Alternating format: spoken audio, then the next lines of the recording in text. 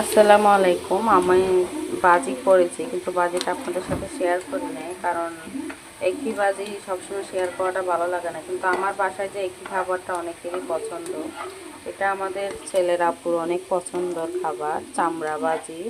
তার সাথে কিন্তু গলার হাড্ডিগুলোকে আমি কেটে কুচিয়ে দিয়ে দিয়েছি। এই যে গলার হাড্ডি। এখন যেহেতু এটা থেকে অনেকটা তেল বের হয়েছে, তো এতটা তেল আমি একসাথে তুলবো না, যার কারণে আমি একটা ছাঁকনির সাহায্যে এটা চাইতেছি, বাজিটা উঠায় রাখার জন্য। এই জন্য আমি আস্তে আস্তে এটার সাহায্যে এখানে উঠিয়ে উঠে রেখে দিব, এভাবে করে।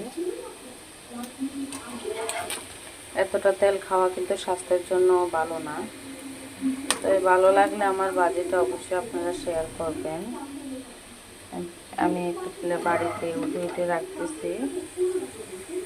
তো আমি বাজিটা সবসময় শেয়ার করতে চাই না, কেননা বলবেন প্রতিদিন এক বাজি খাই, কারণ আমি এমনিতে মুরগির চামড়া এক্সট্রা করে কিনি না।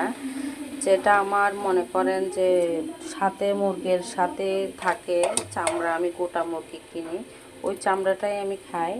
তাছাড়া এক্সট্রা করে আমি চামড়া কিনা ভেজালটা করি না, কারণ ছিলে রাখা চামড়া বাছা যায় না, মুরগির গায়ে থেকে কিন্তু খুব সুন্দরভাবে বাছা যায়।